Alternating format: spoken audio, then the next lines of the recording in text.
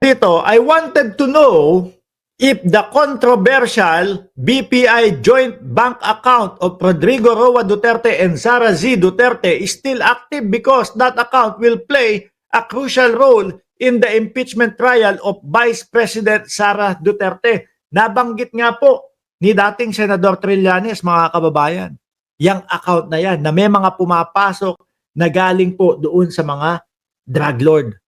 Ano po?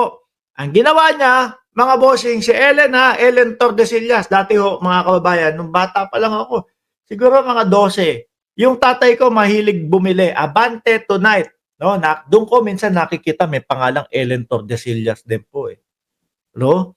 Meron din siyang, kung hindi ako nagkakamali, sumusulat din siya doon sa Abante Tonight o kung ano man tabloid yung binibili ng tatay ko. Katabi ho nun, mga kababayan, nung sulat ni Ellen Tordesillas, sa kanang bahagi naman po, may nakikita ko doon, drama.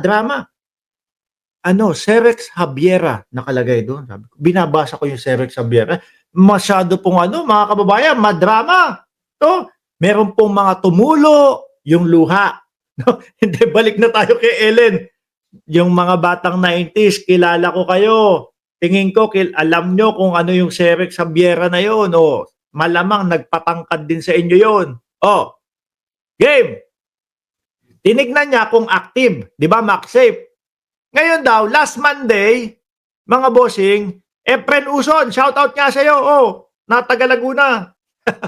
Last Monday, June 2, I went to BPI branch and deposited 100 pesos. Hindi daw 500 na kagaya nung ginawa nung kanyang kaibigan. Nung April 28, 2016. Yung kaibigan niya, ang ginawa, April 28, 2016, ay nagdeposito din. Kaya lang yun, ay 500.